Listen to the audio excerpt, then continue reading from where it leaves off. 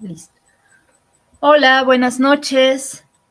Bienvenidas, bienvenidos a este programa Ecos, entrevistas a escritoras contemporáneas. Y bueno, pues hoy tenemos, me presento, yo soy Rocío Castro y acá está mi compañera y amiga y hermana Diana Mondragón. Y hoy tenemos de invitada a una gran poeta, narradora, educadora y muy querida amiga, Jan Rosagel. Entonces, pues les compartimos un poco. Acá en Ecos, entrevistas a escritoras contemporáneas, es un espacio dentro del taller de corporalidades y creación literaria, donde hacemos difusión a el trabajo de escritoras, artistas, creadoras de diferente, sobre todo con la palabra, pero de diferente índole en Latinoamérica y bueno, sobre todo en este sitio llamado Tenochtitlán, México. Entonces por acá estamos compartiendo. Bueno, les cedo la voz a Diana Mondragón. Sí, muchas gracias, chicas, a todos los que nos están viendo, empiezan a sintonizar. Les recuerdo que es justo Taller Corporalidades y Creación Literaria. Estamos también empezando a subir unos clips con algún poema de esas entrevistas para que repliquen las entrevistas o se den el chance de entrar a través de estos clips que estamos haciendo de la escritura de estas mujeres. Y pues vayan a seguir las redes sociales de Taller Corporalidades y Creación Literaria en Facebook e Instagram. Estén aquí pendientes, vamos a jugar en un ratito más libromancia, así que por aquí tenemos gran sorpresas para el día de hoy, porque ahorita ya nos estaba presumiendo un bello tarot que nos va a venir a presentar en un ratito. Pero bueno, vamos a empezar con esto, amigas. Jan Rosagel es de Ciudad de México. Ya lo comentaba Ro, es poeta, educadora y narradora oral. Forma parte desde el 2013 del Foro Internacional de Narración Oral, del FINO, y esto le ha abierto presentaciones en diferentes lugares nacionales, internacionales, el mismo Bellas Artes, el Teatro de Gollado y algunos otros. Ella fue conductora de Contarse, programa dedicado a la narración oral de la Dirección General de Secundarias. Y bueno, su poesía se puede encontrar en un montón de medios alternativos. Por ahí vamos a estar pegando algunas ligas sobre el círculo de poesía, inclusive estos ejercicios que ha tenido ella en materias audiovisuales. Su poesía se puede encontrar en estos lugares en el que dialoga con objetos y fotografía. También se puede encontrar el cortometraje Una mujer enorme, dirigido por Paulina Urreta, y en el documental Remover el corazón, dirigido por Melissa Elizondo. Y actualmente es profesora de poesía de la SED en el programa de Prepa en línea y coordina Emergencia Poética, zonas de saberes con mujeres e infancias. Jan, bienvenida. Estamos muy contentos de tenerte por aquí. Ahorita vamos a presumir muchísimo de este lado la extraordinaria escritora que eres y una mujer muy creativa en todas las artes. Ay, pues muchísimas gracias por la invitación. Es un gusto enorme estar hoy, esta noche, con ustedes en su taller de corporalidades y pues saludarlas a la querida Rocío, que he tenido la fortuna de conocer y de trabajar con ella, y bueno, a ti, Diana, que te estoy conociendo apenas. Pues es un gusto estar esta noche juntas para ver qué tejemos con las palabras. Bien, bien, bien. Pues muchísimas gracias, Jan. Bienvenida. Nos alegra un montón tenerte por acá. Y yo quería empezar contando, me gusta citar, ¿no? Un poco del trabajo de las autoras para entrar en calor, ¿no? En la conversación.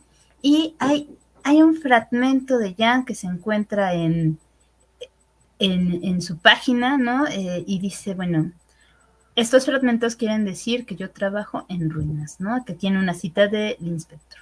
Y dice, solo va a ser un pedacito. Hacerse a una misma, qué tremenda tarea. Hacerse desde los restos, las hojas caídas de los árboles, los cascarones rotos de los huevos de la mañana, desde la piel muerta de las serpientes, desde los espejos rotos, desde la baba seca de la almohada. A mí no me parió ningún dios, a mí me parió mi madre, y me soñó la madre de mi madre, la naturaleza. Y pues con esto empezamos con nuestra querida Jan. Compártenos, cuéntanos un poquito sobre ti, a qué te dedicas, cómo es este acercamiento a la escritura y bueno, a este revuelo que tienes con la poesía, la naturaleza, el cuerpo, la narración, ahí donde pones la voz y el cuerpo. Cuéntanos un poco de ti. Muchas gracias, querida Rocío. Leerte, leerme en tu voz es como, ¡ah! Esa yo soy. Siento que cuando uno escribe, pues deja ir, ¿no? Y siempre luego que me encuentro con textos, quiero adivinar de quién es, ¿no? Como que uno va sintiendo quién es y digo, esa no soy yo, ¿no? Les quiero contar que yo soy de la Ciudad de México, el territorio que me tejió es Iztapalapa para el mundo. Soy hija, y me da mucho gusto contarlo, que soy hija de vendedores ambulantes, de un linaje que le tocó estudiar hasta la secundaria máximo y que a mí me toca pues acceder a la universidad pública, ¿verdad? Y que es como un avance para nuestro linaje, ¿no? Para las mujeres a las cuales pertenezco, tener acceso a la educación superior. Y a mí la educación superior pues me abrió un mundo inmenso en las artes. Yo estudié en la pedagógica y honestamente estaba bastante perdida, como todos los que ingresamos a estudiar, que a los 17, 18 que nos piden elegir una carrera. Y yo pues me iba por la administración, pero era administración educativa y no sabía que iba a pesar más lo educativo que administración, y me enamoro por completamente de la educación y las artes, ¿no? Sufro un desastre amoroso y entonces necesito ocupar la mente porque yo lloraba todas las noches y para ocupar la mente me meto a todos los talleres de arte en la universidad y allí tengo un acceso conmovedor y poético con la literatura, con los libros, con el teatro, con la música, y me vuelvo como un ser amante del arte, ¿no? En ese momento yo ya venía escribiendo pensamientos muy de la secundaria, ¿no? Y ya me había vuelto lectora en la preparatoria. Era muy lectora y en la universidad se volvió más por mis tránsitos tan largos para la universidad. Entonces, como yo me hacía tanto tiempo, leía. Y leía desde el disfrute, ¿no? Yo era esta combinación también muy rara porque aparte yo era, ¿cómo decirlo? En ese momento también nace mi sexualidad y entonces yo me vuelvo muy amante al arte, a la lectura, pero aparte me vuelvo muy hiperfemenina. Y para ese momento, una mujer hiperfemenina era una mujer leída con un estereotipo de ser ingenua o ser tonta, ¿no? Yo les platico a mis amigas que yo usaba unos taconzotes gigantes para ir a la universidad. No se los recomiendo a nadie. Sáltense esa etapa, por favor. Yo porque andaba buscando quién era y quería ser mirada y quería ser amada. Pero bueno, nazco como en esta pequeña contradicción donde comienzo a escribir, pero no comienzo a escribir pues desde un lugar profesional, sino como escribir, ¿no? Más que escribir, lectora, muy lectora. Y me acuerdo que una vez en una de estas clases de política educativa, una maestra nos recita un poema de memoria de Benedetti. Y de pronto nos dice que eso es un poema. Y yo dije, wow, ¿eso es un poema? ¿No que la poesía era difícil? ¿No? A mí me gustaría decir que yo soy una niña que creció llena de libros y que ella escribía poesía desde niña, pero no. Yo la poesía me la encuentro muy adulta, ¿no? En este periodo, casi saliendo de la universidad, y es donde me acerco a la lectura de la poesía. Y se quita este primer estereotipo hacia la poesía de que era difícil, que era inalcanzable, y me vuelvo lectora. Pero pensé que la poesía solo hablaba de lo bello, hasta que me encontré a la Pizarnik. Y la Pizarnik, yo era muy pizarniaca, o sea, yo me quería morir todos los días, ¿no? Yo era muy triste, entonces cuando la encuentro, pues me leo y digo, ¿a poco la poesía escribe de esto? De lo que vive en el silencio.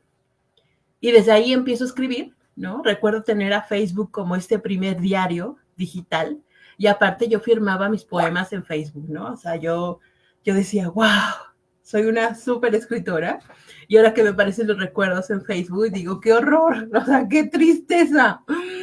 Pero yo creo que la escritura, y siempre les digo a mis alumnos, la escritura es proceso. Y escribir mal y escribir pues llena de lugares comunes y lugares repetidos y temas muy trillados, es parte del proceso, ¿no? Entre más uno se adentra, pues en el tema va descubriendo nuevos lenguajes, nuevas formas de decir, y se va puliendo un poquito, pero a veces uno regresa también a ser un lugar común. Y así es como me encuentro, querida Rocío. Ay, pues qué fuerte, qué gusto. Y aparte bien interesante cómo te fuiste metiendo, ¿no? Y yo creo que en común a la Pizarnik. Yo creo que de pronto bueno, yo antes de la Pizarnik de verdad fue Benedetti también, de pronto hay como ese tipo de poemas bastante amorosos y románticos, hasta que sí, la descubro a ella y creo que hay resonancias en eso. Y tu voz, tu palabra, o sea, esto que dices de cómo lo miras y dices como tus recuerdos, ¿no? De pronto dices, pero es un proceso, como bien lo mencionas, y ha sido bien interesante y yo creo que por acá nos vas a ir compartiendo cómo ha sido ese desarrollo, ¿no? Sí, sí. Sí, sin duda, querida. Es un proceso abierto. Me parece que la escritura, por ejemplo, hay varias amigas o compañeras que me dicen, ya quiero dejar la escritura. Y le digo, dejar la escritura es parte del proceso de la escritura. O sea, los descansos con la escritura es parte de la escritura, ¿no? Y también encontrar como nuestros lugares donde aprender, porque también yo en el camino de la escritura, pues todo estaba lleno de literatura muy masculina, en los talleres igual. Entonces, una ahí tenía que aprender a sobrevivir, ¿no? Un poco también escribiendo, como ellos decían, ¿no? Es como gran literatura un poco, que era más bien como escribe como hombre, porque a mí me decían, escribes muy mujer.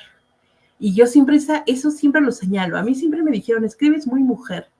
Y yo decía, wow, pues cómo tengo que escribir, ¿no? ¿Cómo tengo que blanquear mi escritura para que esta escritura sea, pues, aceptada, ¿no? Y yo siempre fui como una pequeña desobediente que decía, ¿y cuándo vamos a leer mujeres? ¿Cuándo va a traer una invitada mujer? Como siempre tratando, aunque yo todavía no era feminista, ¿no? No tenía ese lenguaje para hacer. Y era muy interesante y muy bonito como que en mis entrañas ya estaba ese llamado, ¿no? ¿Cómo escribe una mujer? ¿No?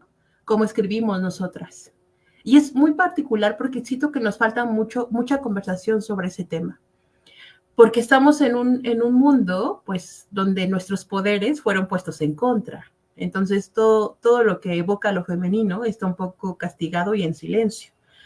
Y cuando uno se escribe desde ahí, se entona desde ahí, pues nos catalogan como pues escritura feminista o escritura muy victimista. Y parte del proceso de recuperarnos en lenguajes femeninos es que mucho tiempo nos dejaron solo los lenguajes del dolor. Y es obvio que vamos a escribir desde ahí, ¿no? Entonces yo les digo que se aguanten, que nos escuchen, carajo, ¿no? Evidentemente tratando de tejer otros futuros menos fatalistas, ¿no? Pero bueno, con eso me enredo un poco. Sí, sí, sí, pues es que es todo un lenguaje que se ha ido construyendo en Jan, ¿no? En toda Jan, en todo su ser, ¿no? Y bueno, pues acá Diva a continuar un poquito con las preguntas. Pues es bien interesante escuchar este linaje oral del que has hablado mucho, desde pues estos padres comerciantes, ¿no? Que es los cuentos, ¿no? Que de pronto puede ser lo que nos acompaña, ¿no? Que es previo a la lectura, pero, o a la escritura propiamente. Y quisiera que nos platicaras un poco más de tu obra, ¿no? Esto fue como el acercamiento que tuviste desde la tradición oral, desde incluso cómo te reconociste como lectora, y es una cosa bien bonita lo que estás diciendo, a través de la lectura de otras mujeres, que te conectó de una manera diferente. Dijo, bueno, esto sí es leer a Benedetti, pero es que esto ya es Pizarnik, esto está hablando desde otro lugar, esto lo entiendo de una manera más cercana. Y quisiera que nos platicaras ahora un poco, ahora ya dirigido a tu obra, ¿no? ¿De qué habla tu obra? ¿Qué está buscando Jan cuando escribe? Qué interesante y qué difícil pregunta para tejerla.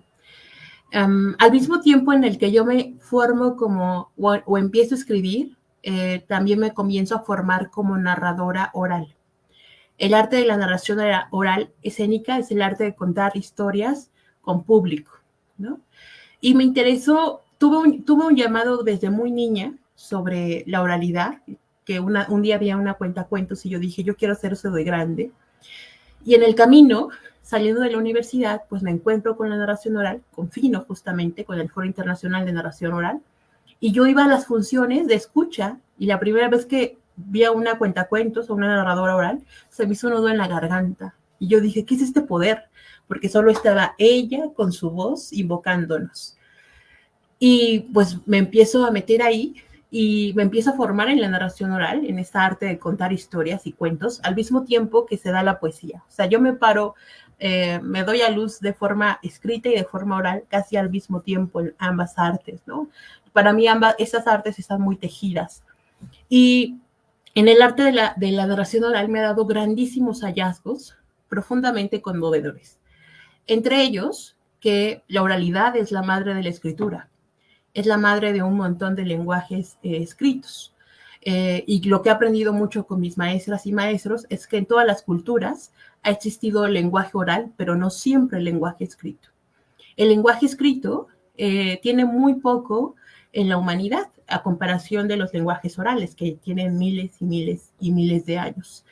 Y es muy particular porque la oralidad se hereda a partir del lenguaje materno. Quien heredan los lenguajes casi siempre son las mujeres, porque son las que cargan en el vientre a las crías y de ellas escuchan su primera palabra, ¿no?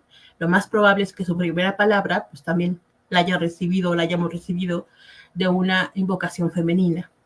Y a mí eso se me parece una gran revelación, porque entonces me doy cuenta que si bien hemos tenido como una preocupación las mujeres por la escritura, hemos devaluado un poco la oralidad de las mujeres. Es decir, el camino oral, que es una materia profundamente viva y muy diferente a la escritura. La escritura es una hija, y es una hija preciosa, pero que en sus orígenes, pues fue una gran herramienta del amo, ¿no? Ahorita la estamos recuperando, rehaciendo, reescribiendo, pero la oralidad es viva. La oralidad es pura presencia, es decir, si existe la voz y la palabra es porque estamos vivas y porque se hereda. ¿Y cuál es el soporte de la oralidad? El cuerpo, ¿no? Algunas filósofas actuales dicen que el soporte aparte del cuerpo es la memoria. Y a mí eso me parece tan cotidiano y tan devaluado, pero al mismo tiempo tan poderoso, ¿no? En ese camino, mientras yo me formo como mujer de la oralidad, yo me pregunto por qué quiero ser narradora oral, porque esa es una pregunta que nos hacen mucho como creadoras de oralidades. ¿Por qué queremos contar historias? Y en este hilo, pues me respondo de una forma que a mí me parece muy particular, y es porque los seres humanos parece que perseguimos el amor, el poder, el dinero, pero más allá de perseguir el poder, el amor y el dinero, perseguimos de lo que está hecho el poder, de lo que está hecho el amor, de lo que está hecho el dinero.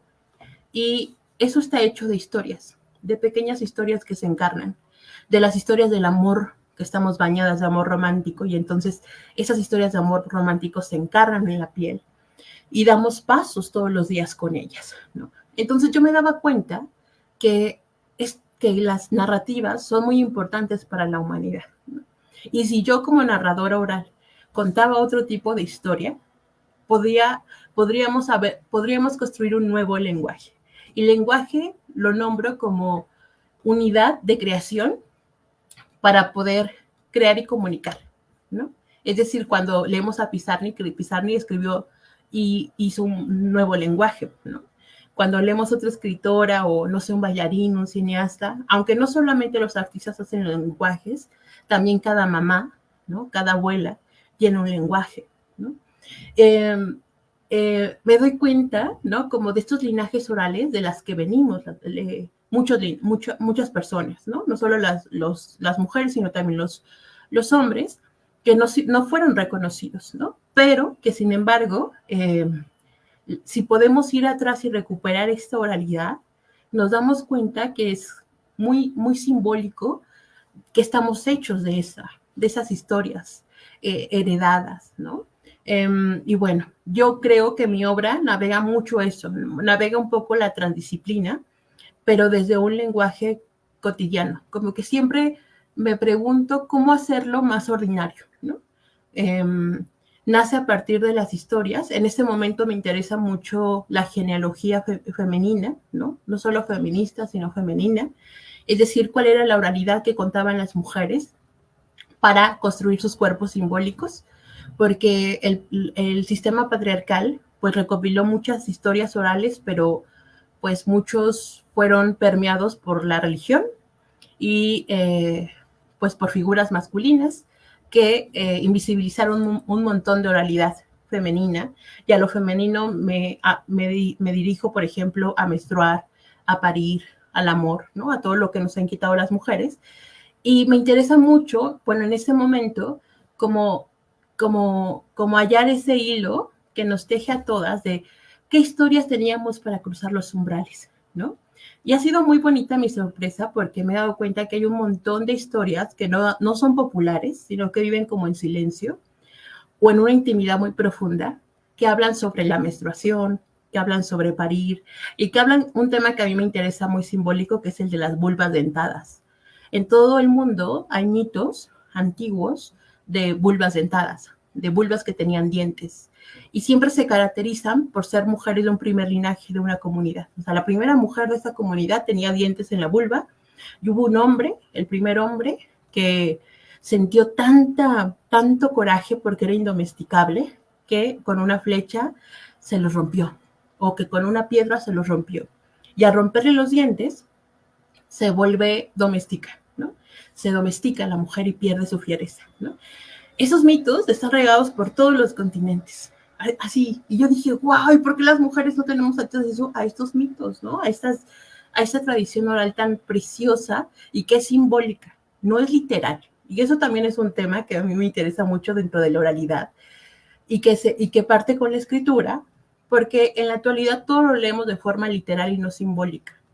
La poesía es de los pocos lenguajes que defiende lo simbólico.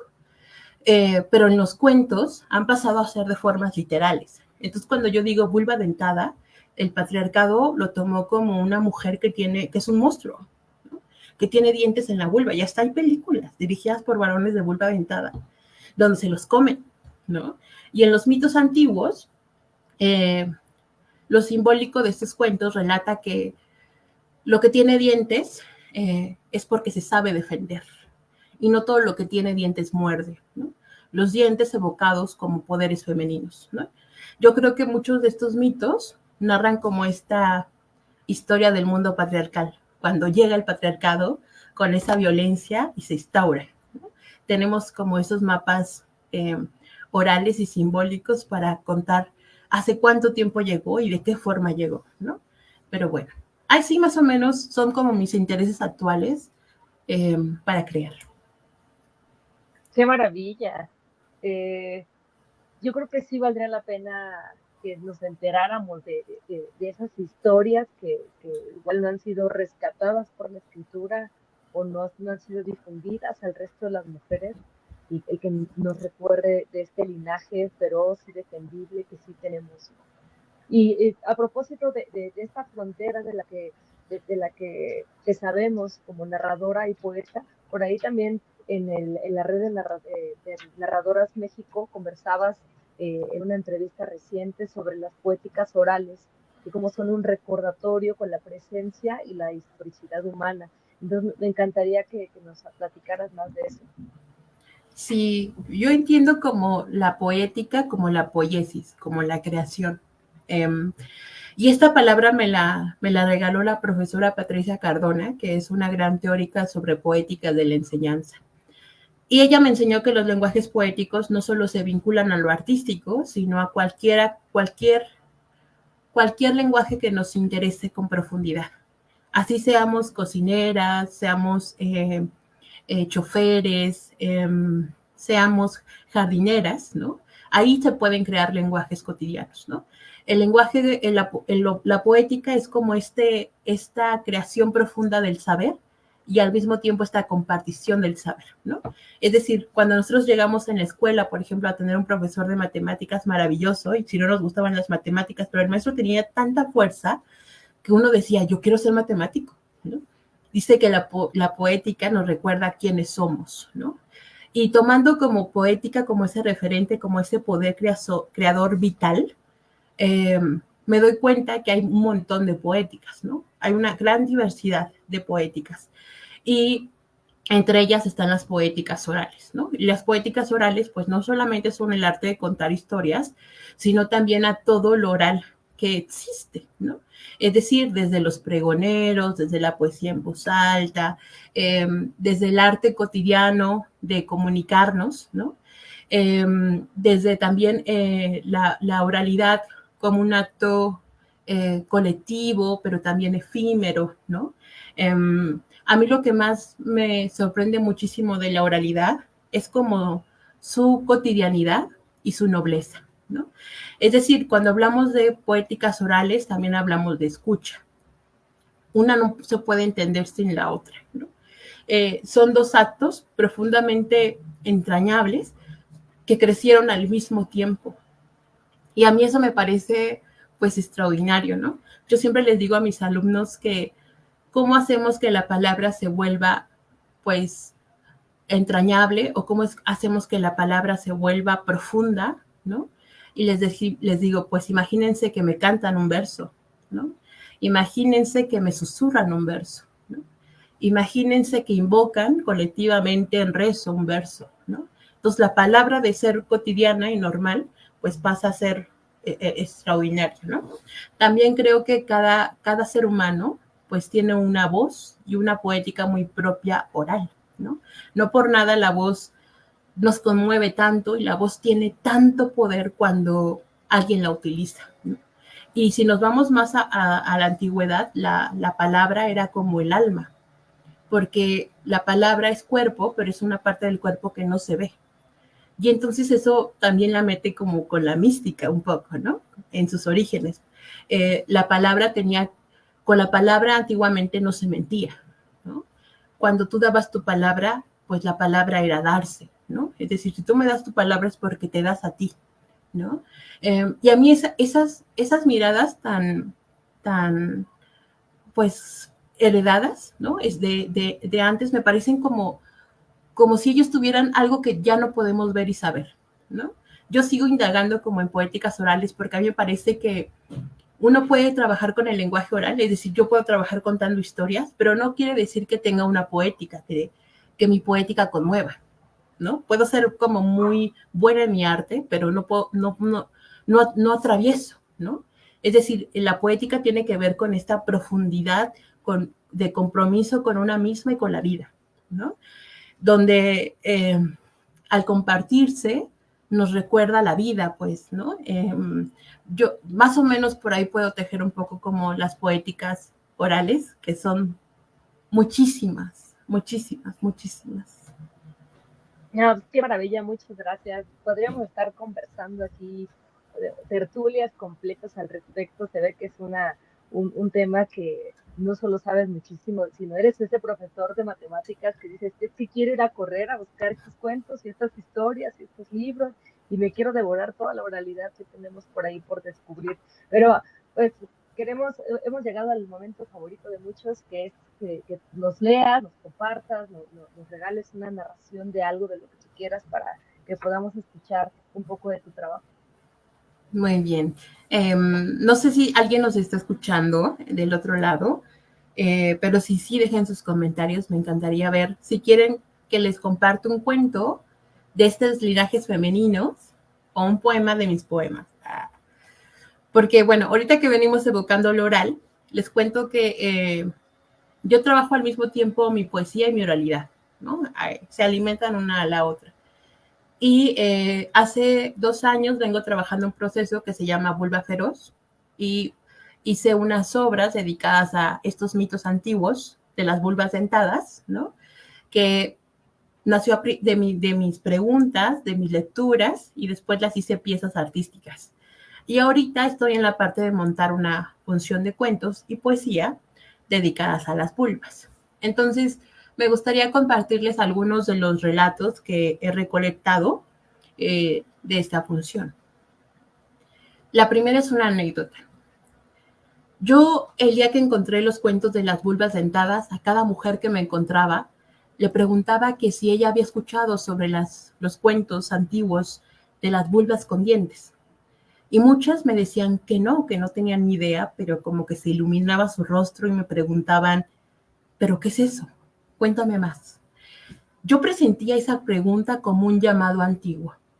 Y entonces yo comenzaba a deshilar los cuentos que había encontrado de vulvas dentadas. En esas conversaciones, yo les pedía de regreso una historia sobre el tema, si en su comunidad, en su familia, les habían heredado una historia para tejerse. Y, por ejemplo, Basilisa, una mujer que conocí en Oaxaca, una adulta mayor, le conté las historias y me dijo que no, que en su comunidad, que era muy cerca de Tlaxiaco, no se contaban estas historias, que eran muy castigado y que estaba como hasta prohibido. Pero de pronto hizo un silencio de memoria y me dijo, pero en mi pueblo cuentan que las mujeres no pueden ir a sembrar su maíz menstruando porque la tierra se enoja. Pero hubo una mujer que desobedeció y fue a sembrar su maíz, todo su maíz sembrando, todo su maíz menstruando, que hasta pequeñas gotas habían resbalado y habían entintado pues la tierra. Y cuando hubo en la época de cosecha, de ir a recoger el maíz, se dio cuenta que había nacido un nuevo tipo de maíz. Había nacido el maíz pinto. Y cuentan en su comunidad que es por esa mujer que el maíz pinto comenzó a nacer.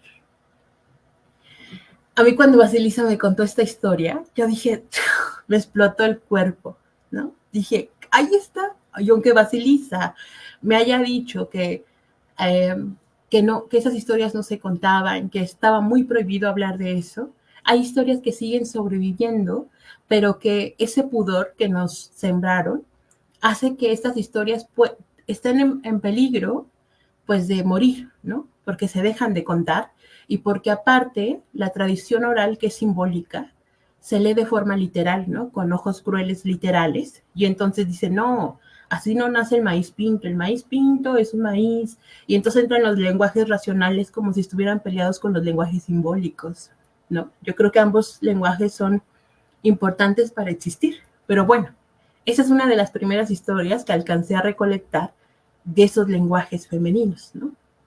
Y es muy bonito encontrarlos porque tienen claves muy particulares de tradición oral femenina. Una es la desobediencia, y a partir de la desobediencia nace algo nuevo, ¿no? En muchos cuentos de mujeres, las mujeres por su astucia y desobediencia van a hackear el sistema, ¿no? Como Sherezade. Sherezade fue una mujer muy astuta que hackeó el sistema para sobrevivir. Pero no solo sobrevive ella, sobrevive un linaje de mujeres que venían atrás de ella, ¿no? Y ya, digamos, otra historia para concluir esta parte de compartición. ¿Cuál será buena? Me gusta mucho un cuento africano que nos cuenta por qué tenemos la vulva donde la tenemos, ¿no? Hace mucho, pero muchísimo tiempo, cuando todavía no existía el latido del humano, en África, en la gran madre África, el dios Magú, terminaba de modelar el cuerpo de la mujer. Ya le había puesto su rostro, sus pechos, su cabello, sus hermosas piernas y su color negro. Ya solo le faltaba colocarle el sexo de la mujer. Pero Dios Mago estaba tan agotado que de pronto se quedó sin imaginación y comenzó a explorar. Sí, el Dios Mago le puso a aquella primera mujer su vulva en la frente. ¿Se imaginan? ¿Se imaginan traer aquello acá en la frente? No, hombre, Cuando Magu, la primera vez que hizo llover, aquella mujer entró en un éxtasis. Así que le pareció que no, que tenía que moverla del lugar. Así que la colocó entre los pechos. Y vaya que aquel lugar era precioso. Pero Magu pensó que tener dos corazones tan cerca, pues no era tan normal. Así que decidió colocarla en el pie izquierdo. Pero la vulva, su sexo de la mujer, era tan sensible que con cualquier paso, se lastimaba. Y ya muy cansado, pues decidió colocarla en la axila izquierda de la mujer. Y sí, cuentan las abuelas africanas que las primeras mujeres en andar por el mundo traían la vulva en la axila izquierda. Y así las arrojaron al mundo. Y después llegaron los hombres. Y todo en el mundo parecía maravilloso. Las mujeres habían aprendido el lenguaje, la siembra, la danza. Pero comenzó a haber no un pequeño, sino un gran problema. Porque a los hombres les parecía muy particular cada suceso cuando las mujeres alzaban los brazos y dejaban de hacer lo que estuviesen haciendo para ver aquel espectáculo. Y las mujeres alzaban los brazos para llevarse cántaros a la cabeza, para saludar a sus amigas desde lejos, para bailar. Y aquellas vulvas quedaban a vista de todos. Y eso era muy normal entre ellas, pero para los hombres no. Para los hombres se comenzó a volver un hábito y el mundo comenzó a volverse un caos porque los hombres pararan lo que estuviesen haciendo. Entonces imagínense la cantidad de accidentes. Así que el mensajero entre los dioses y los hombres le pareció que no podía continuar eso y fue con Minona. Minona era la diosa de lo sagrado femenino. Le contó lo que pasaba en el mundo. Y Minona con una gran carcajada le dijo que eso era muy fácil de solucionar, que bastaba colocar la vulva de las mujeres entre las piernas y allí quedaría a vista de nadie. Cuentan las abuelas africanas que aquel mensajero fue con el dios Magu y el dios Magu terminó delicadamente de hacer su tarea. Cuentan que por eso llevamos la vulva donde la llevamos. Pero yo me pregunto y les pregunto a ustedes, que si ustedes pudieran colocarse la vulva donde ustedes quisieran, ¿dónde se la pondrían? Yo luego juego en mis talleres, ¿verdad? No me lo dejan hacer en la narración oral, pero yo juego, entonces les digo, bueno, a mí me gustaría ponerla hoy en la palma de mi mano derecha para saludarlas a todas con mucho gusto y que todas aplaudamos tranquilamente, ¿no? O cuando estoy con mujeres en círculos y les cuento esta historia, se generan diálogos muy bonitos porque empiezan a ponerse en al centro de la vida y al centro del deseo. Y entonces dicen, a mí me encantaría tenerla en las rodillas. Es que me encanta que me acaricien las rodillas, ¿no? O me dicen entre los pechos o aquí en el cuello. Y empezamos como a jugar y a conspirar, ¿no?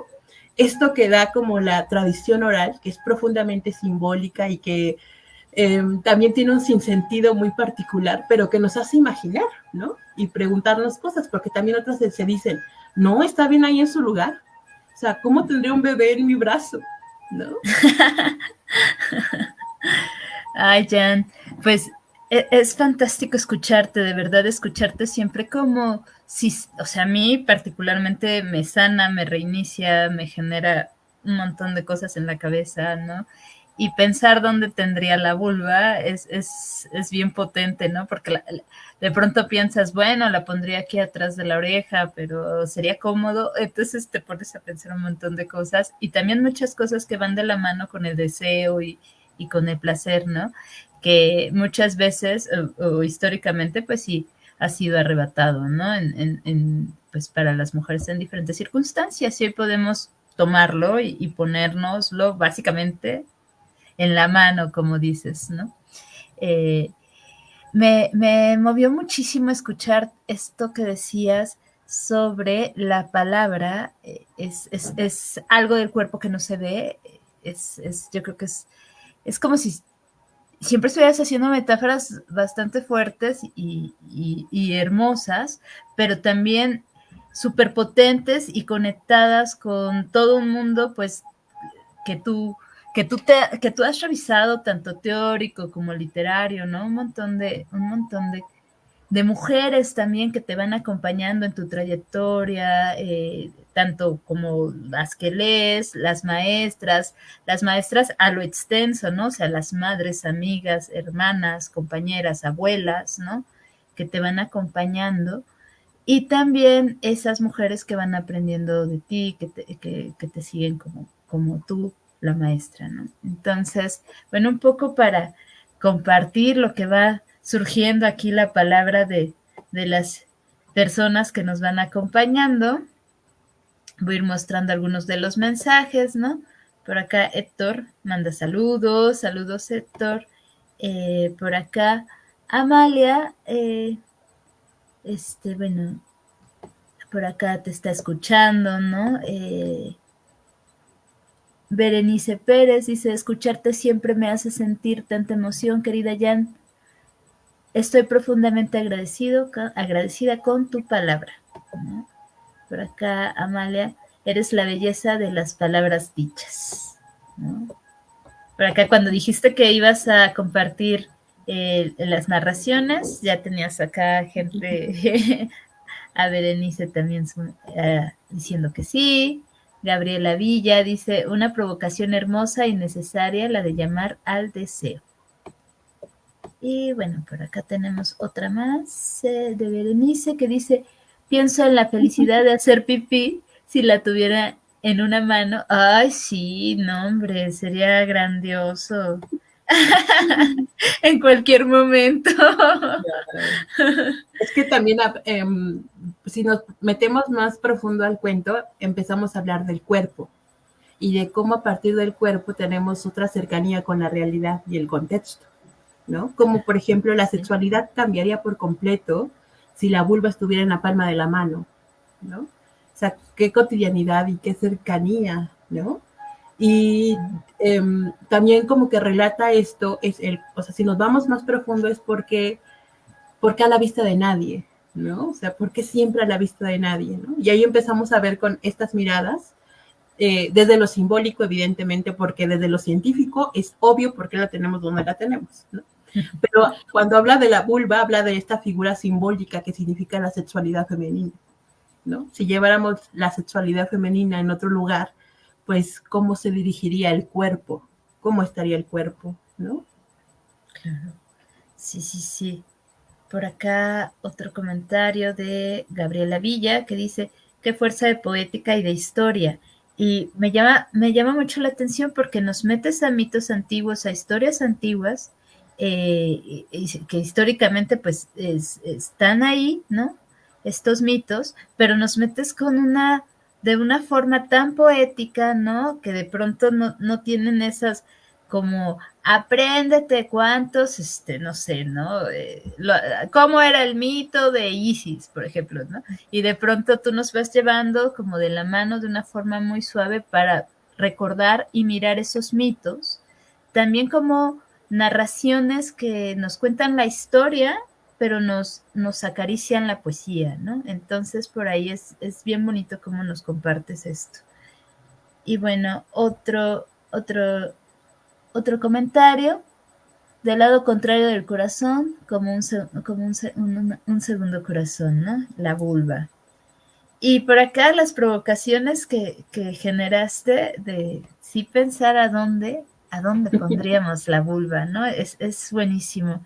Es bien impactante todo esto que nos has compartido y cómo si esta forma de llevar la voz y la palabra ya a otras y a otros, bueno, es bien poderoso, ¿no? Y bueno, yo estoy súper encantada y agradecida.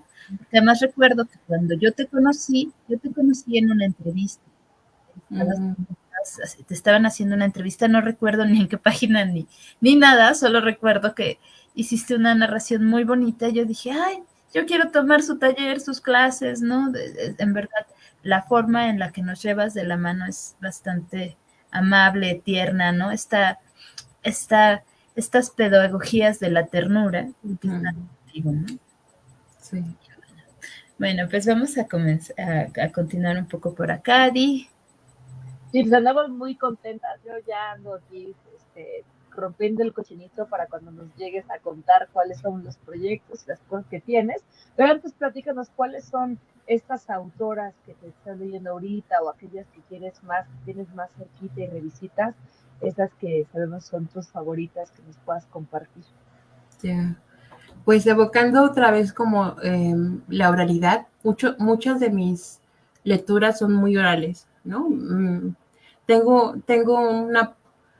una fascinación total por las mujeres que cuentan historias, ¿no? Y entre ellas les puedo recomendar a Marcela Sabio, a la gran Ana Griot, que justamente ella es la que recopila uno de los libros de lenguajes femeninos, donde yo recopilé historias. Esa historia que les conté está recopilada en un libro que ella editó, que se llama El despertar de la belleza, que es de una antropóloga que se llama Marit Esther, y Ana Griot fue la editora, pero aparte de escritora y editora, es narradora oral. Y es una contadora de historias brutal. O sea, uno la escucha y es como, no es Sherazade.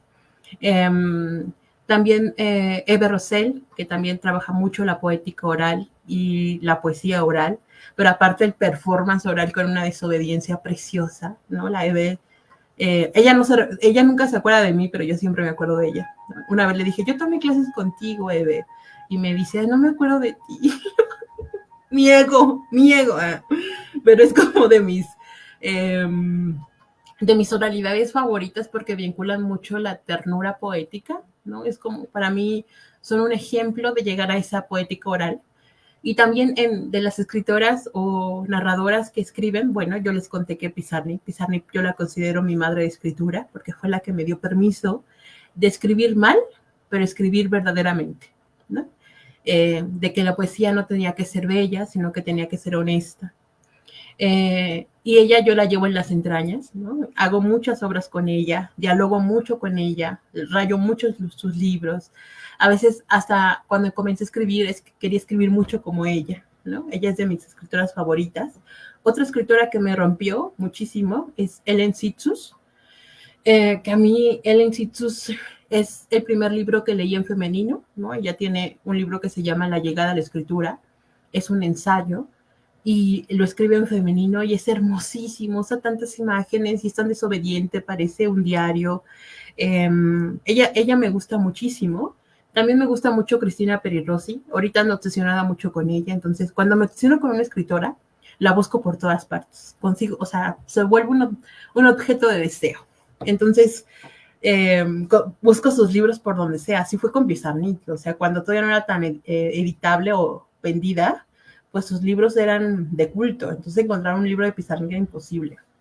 Igual ahorita con Cristina Peri Rossi, encontrarla editada es muy, muy, muy complejo, pero que ahí he tenido como, pues, regalos, hallazgos, mi querida Gabriela Villa, que por aquí estaba, cuando fue a la Feria de Argentina, pues le pedí unos libros que allá la editan con más facilidad. Ella, ¿quién más?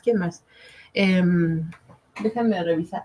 Mi querida Lispector, mi querida Clarice Lispector también es como de mis poetas favoritas y yo pienso que si lo hubiera conocido en vivo, no nos hubiéramos caído bien.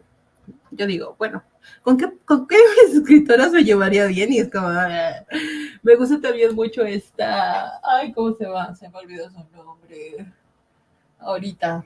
La de Gloria Fuertes es de mis poetas también españolas favoritas, y Cristina Rivera Garza, mexicana. A mí me parece que Cristina Rivera Garza está creando algo bien interesante con los lenguajes. Ella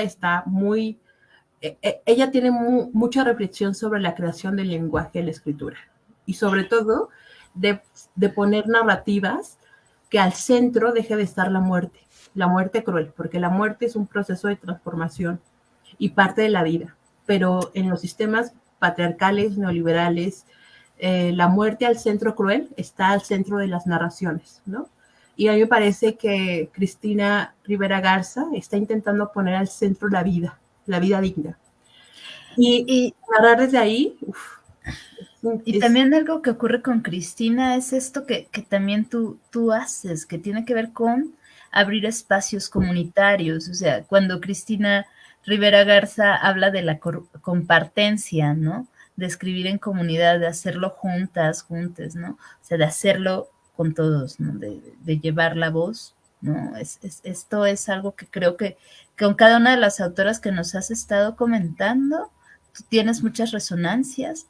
Eh, eh, por ejemplo, o sea, siento mucho como esta resonancia justo con Cristina tiene que ver con la compartencia, con esta forma de hacer otros lenguajes, con esta forma de compartir la lengua, ¿no? Y la lengua afilada, ¿no? No, o sea, eso es bien potente porque igual como esta poesía honesta y que también está el lado oscuro de Pizarnik, ¿no?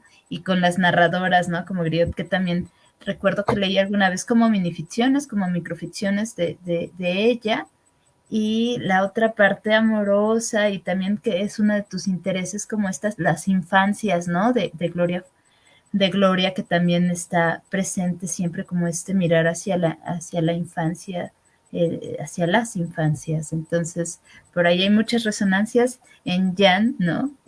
Con todo esto. Discúlpame que te interrumpiera, pero me movió mucho.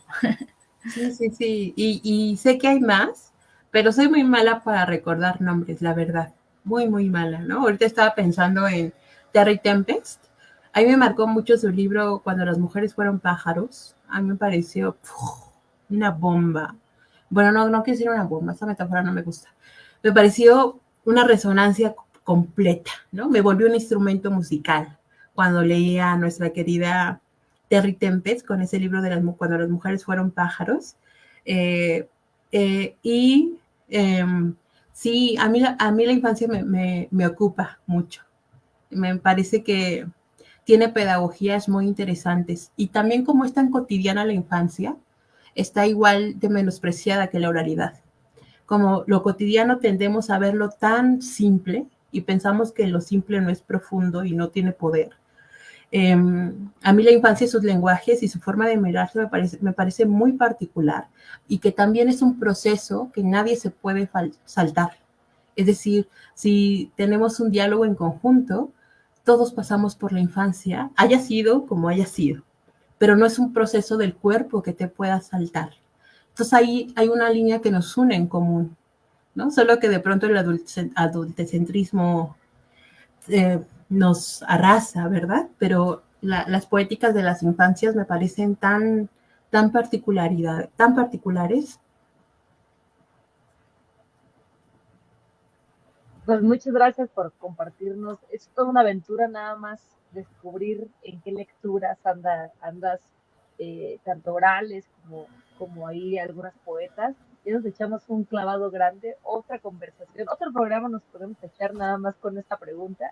Pero bueno, para regresar un poco hacia tu trabajo, platicabas un poco sobre el lenguaje oral, esta gran madre que es la oralidad y su pequeña hija que es la escritura. El trabajo que estás haciendo y creo que es en donde se está moviendo. Bueno, ahorita estamos a través de las redes sociales, ¿no? Como también el lenguaje se está moviendo hacia otros lugares. Tu trabajo también ha ido explorando los objetos, la fotografía, los cortometrajes. Quisiera que nos platicaras de esa otra exploración que también tu trabajo ha estado. Pues siento que yo he tenido mucha suerte, ¿no? Yo soñaba mucho con que la vida poética, yo vivir de la vida poética, ¿no? Que la poesía me diera de comer. Y siento que cuando una enfoca su energía a sus sueños, como que de pronto algo se va acomodando, ¿no? Yo todavía, por ejemplo, he tenido publicaciones, pero todavía no tengo un libro.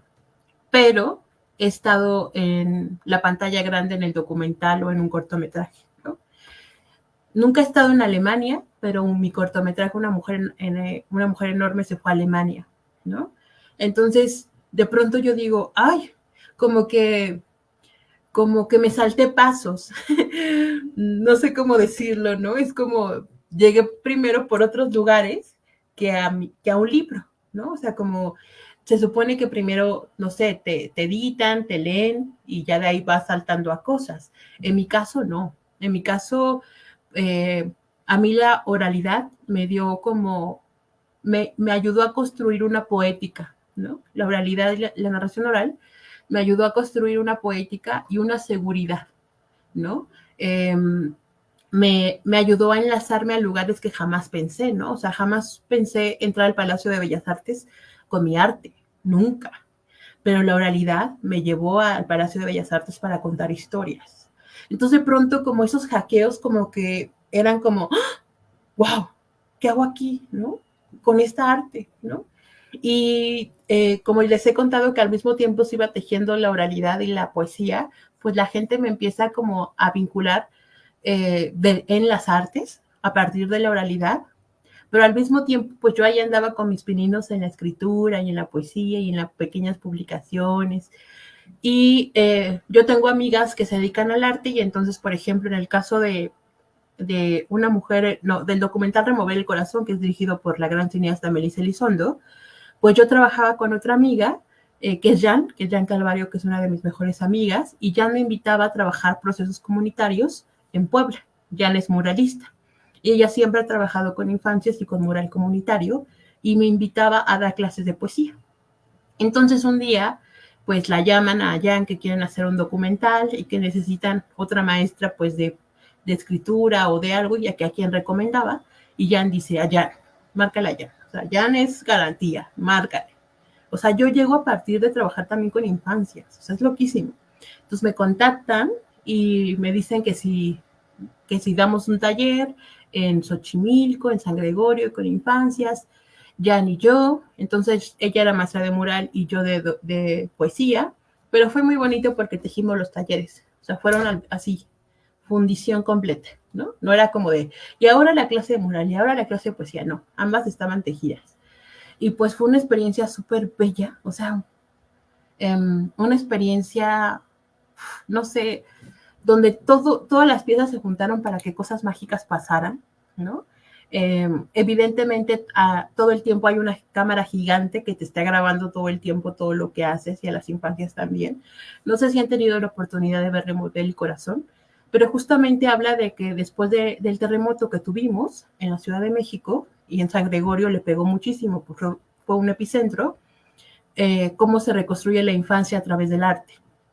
Y fue tan bonito porque teníamos que enseñar poesía, pues para sublimar la herida, ¿no? Y pasaron cosas tan poderosas y tan mágicas que aparte logró registrar la cámara, ¿no? Porque yo iba a dar mi taller y Jan también, pero que esté la cámara ahí todo el tiempo es muy intimidante, ¿no? Hubo un proceso de los que más me conmovieron, bueno, es que hay muchos ahí, pero de los que más me conmovió es que después de dar las clases hacemos un convivio para el cierre y tienen que llevar a sus papás. Y las infancias hicimos unos libros objetos hermosísimos y los pegamos en una jardinera. Y entonces Galiel va por su mamá y la lleva de la mano frente a su poemario. La mamá se queda leyendo sus poemas y se queda como sorprendida, voltea a mirar a Galiel y le da un beso en la frente. Y yo dije, wow, aquí acaba de pasar lo que tanto esperamos que con el arte pase, ¿no? Cuando se entrevista a la mamá, pues dice que ella jamás había mirado a alguien con esos ojos, jamás lo creyó capaz de ser un creador, ¿no? De construir poemas como los que había construido, ¿no? Entonces, esa lectura de poesía de la infancia hizo que remirara a Galiel y que lo tratara con ternura. Hay muchísimas más anécdotas de esas, pero digamos que así es como llega ese proceso de documental, que después lo presentamos en el Festival Internacional de Cine de Morelia, junto con otros documentales importantes, y verte así en la pantalla gigante, con todo ese proceso, para mí fue como de, Dios mío, ¿a dónde te lleva la poesía? Y así es como me han pasado las cosas. Igual mi cortometraje de Una mujer enorme es porque me invitaron a dar un taller con mujeres y iba una productora de cine. Y yo siempre me presento con un poema, que es Una mujer enorme, Entonces lo lancé, me presenté con mi poema y entonces empiezo mi clase y etcétera. Y cuando termino de dar la clase me dice, oye, ¿no te gustaría que hiciéramos un cortometraje con tu poema Una mujer enorme? Dices que me encantaría trabajarlo, o sea, te vi, no sé qué. Yo, ok, bueno. Entonces me tienen después, meses, como un mes después, toda desnuda en un set, recitando mi poema Una mujer enorme, que se vuelve un cortometraje y que se va a muchos festivales en el país y internacionales, ¿no? Y también verme en la gran pantalla, gorda y desnuda y lanzando un poema, fue, ¿qué es este regalo? O sea, ¿qué es esta clase de especie? Como que me dice, yo digo que la poesía es una gran madre y me dice, eres mi hija. Y si mientras tú te sigas dedicando y compartiendo tu poética, yo te voy a seguir abriendo oportunidades, ¿no? Entonces, sin querer, se llegó así, ¿no? Ya los otros procesos son procesos con los que yo he tenido llamados, como la cianotipia, que yo siempre he tenido una obsesión por llevar al poema fuera de los libros, hacerlos objeto, expandirlos en la cotidianidad, y es como llego a las artes visuales, ¿no? Y también creo que siendo muy atrevida, o sea, nunca digo que no a algo, siempre digo sí, sí, sí, sí, sí, sí, sí, a todo. Y entonces siento que es como se ha tejido un poquito mi multidisciplinariedad, ¿no? Con gente que me escucha así como ustedes y me dicen, pues vente ya, vente a dar un taller o una plática y alguien me escucha y entonces me dice, te quiero invitar a tal y yo digo, sí, sí, sí, sí, siempre, ¿no?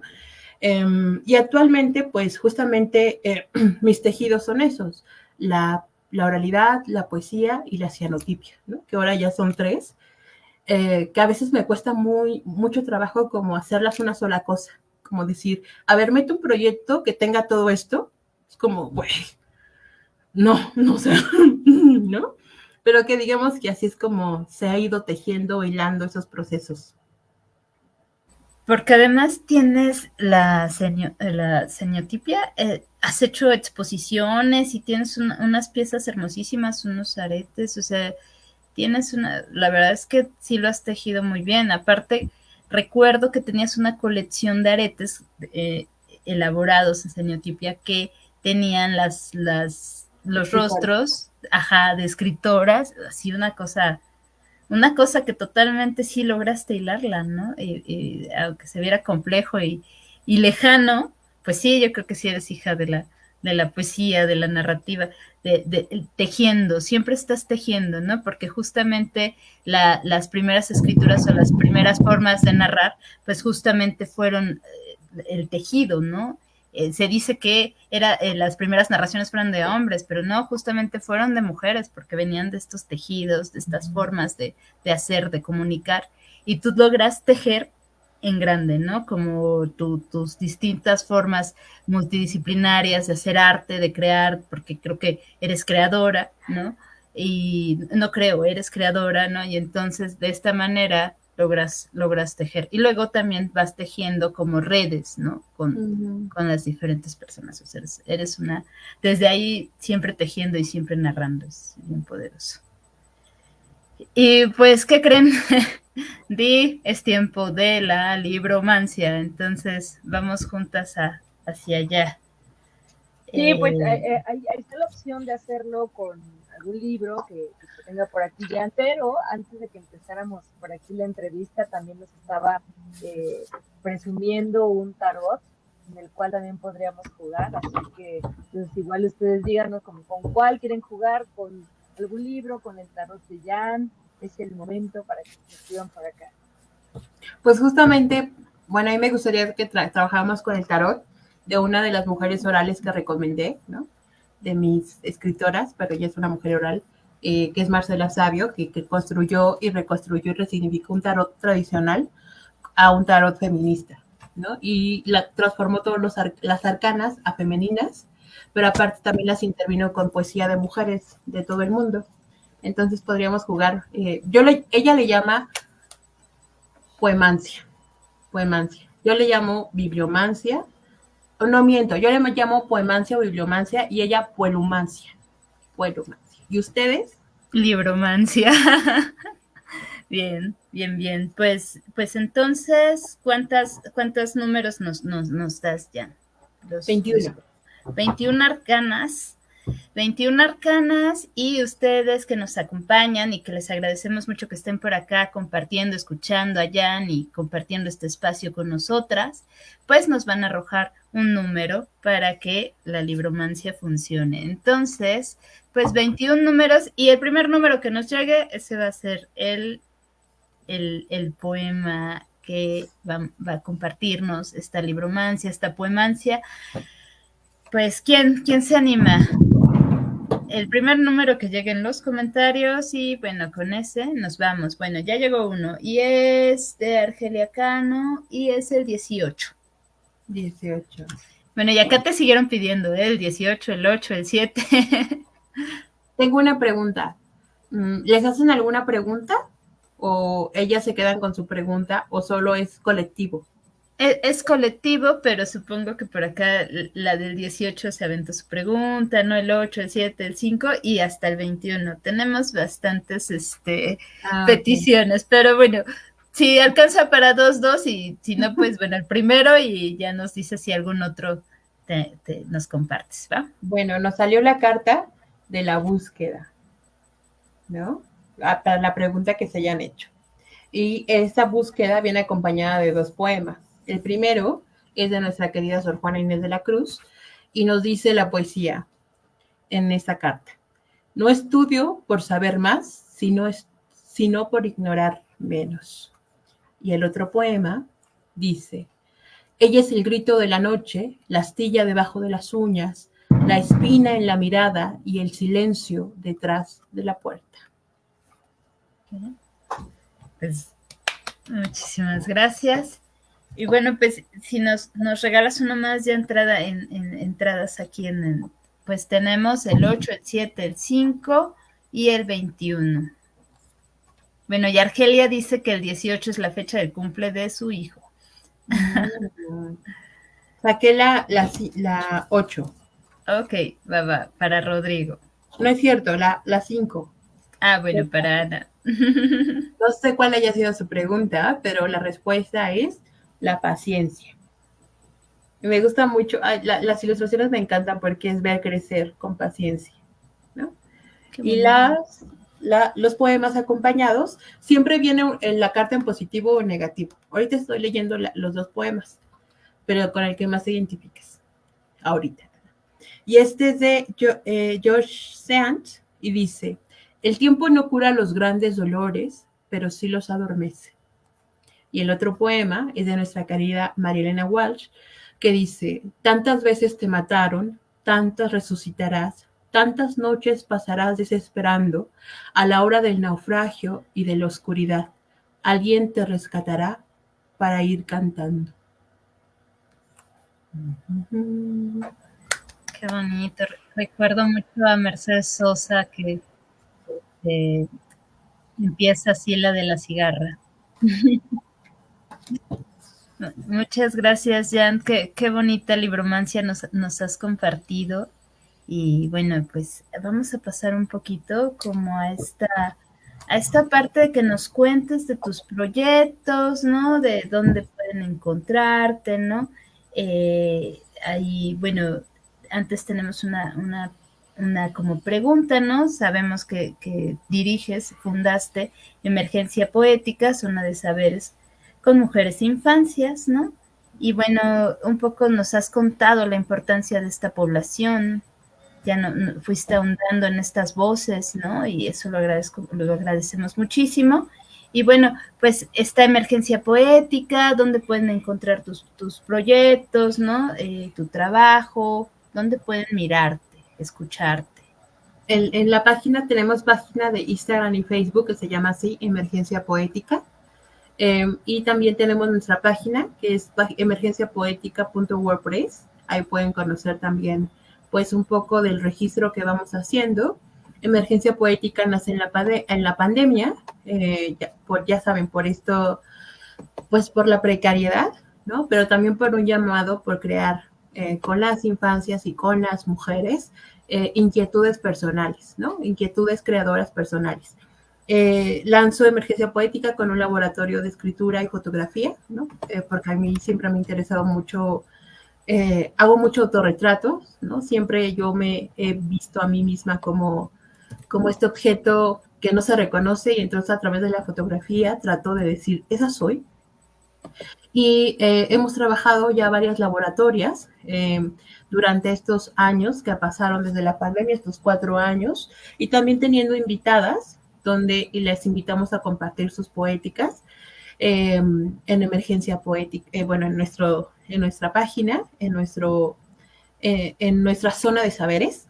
Y también damos talleres con infancia, pues desde la poesía. Actualmente yo estoy de docente en prepa y línea C, entonces estoy trabajando con muchos jóvenes.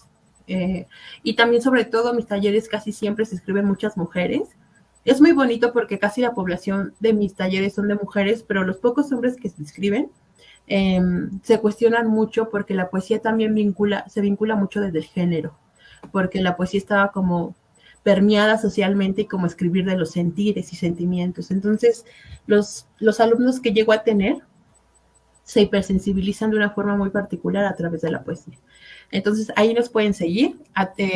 Vienen 2 ejercicios, uno con la maestra Marcela Sabio, justamente nos va a dar un taller de mancias el sábado. Anótense, cuesta solo 500 pesitos. Vamos a leernos el tarot poético, y vamos a construir unos ex libris, que son unos libros de preguntas, a través de, pues, de recetas naturales, ¿no? Este taller es presencial, casi todos los talleres de emergencia poética son virtuales, en esta ocasión es presencial, es el domingo, y ahí en la página de Emergencia Poética pues me pueden escribir, pues ahí les contestamos. Y más adelante vamos a dar un círculo de lectura que se llama Cirlabias, es un programa educativo desde las pedagogías de la tierra, porque estamos intentando reconstruir nuevos lenguajes donde pongamos al centro la vida. Y las pedagogías de la tierra utilizan muchos lenguajes desde la vida y desde la lentitud y desde las pedagogías de la naturaleza. Entonces nosotros pensamos cómo poder dejar de intelectualizar esto y que se vuelva pues cotidiano, y pues decidimos hacer círculos de lectura, ¿no? Donde vemos una lectura, pero no necesariamente la lectura es como nuestro centro, sino más bien nuestra experiencia personal a través de la lectura, ¿no? Qué se detonan, qué dudas, qué poemas, qué presentimientos. Porque creemos que para recuperar los lenguajes con la tierra es importante que primero recuperemos sus lenguajes simbólicos, ¿no? Sus historias, sus cuentos, sus poemas. Y bueno, también nos viene ese círculo de lectura que empieza en septiembre y pues se pueden anotar, tienen una cuota solidaria de 380 pesos por 4 sesiones, ¿no? Tratamos también de pues ser muy accesibles y bueno, en eso andamos. Y yo ando ahorita con mis proyectos de gestar un libro. Estoy en la gestación de mi primer poemario. Me da mucho miedo porque no sé si a ustedes les pase, pero siento que todavía me cuesta mucho trabajo decir que ya soy suficiente para publicar un libro, ¿no? Aparte porque yo escribo bien lenta, ¿no? Yo digo, esto no lo escribí, lo viví, y tiendo a escribir mucho a partir de la vivencia. Entonces, como últimamente no he vivido nada atractivo.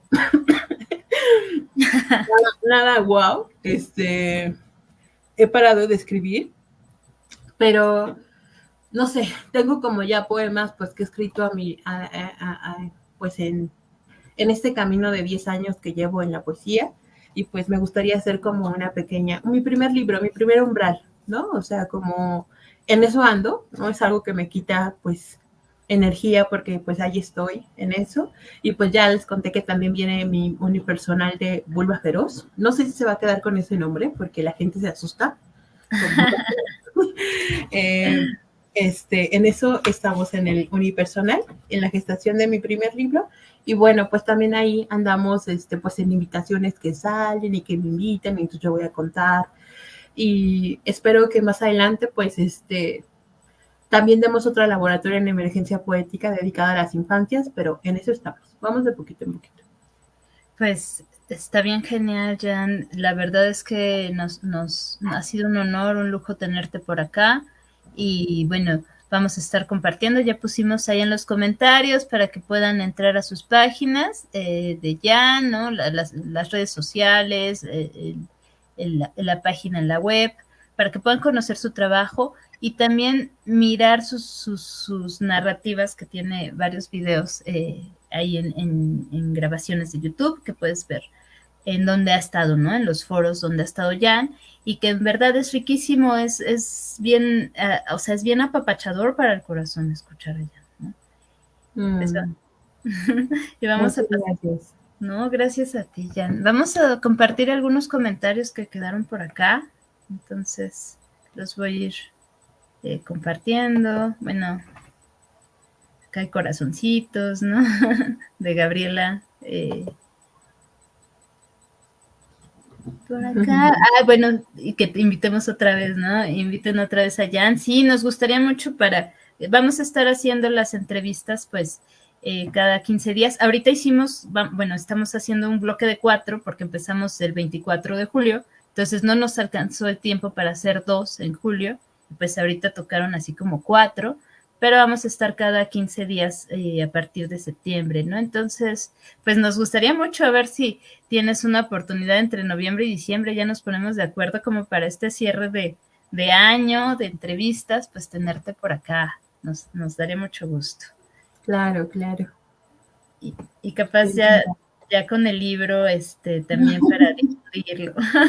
Todo el mundo me dicen, ya, apúrate. Y yo, ay, creo que es más miedo que otra cosa. Por acá, pues César, ¿no? Gran entrevista, gracias por este tipo de espacios para conocer a nuestras escritoras contemporáneas. Saludos y amor, Sara. Por acá Argelia, ¿no? Qué hermoso lo que compartes, Jan, felicidades. Queridísimo Rodríguez, ¿no? Inspiradora. Bueno, Argelia también, ¿no? Es admirable, Jan, un faro en el que camina de las mujeres con sueños y anhelos. Bueno, tienes muchos numeritos que te fueron arrojando, ¿no? Luego nos conectamos para jugar puro poemancia y bibliomancia. ¿Por qué se demora su tiempo? La poemancia y la bibliomancia. Nos encantan. Sí, hay que hacerlo porque sí está bellísimo. Y bueno, por acá Berenice, ¿no? Que ama Emergencia Poética.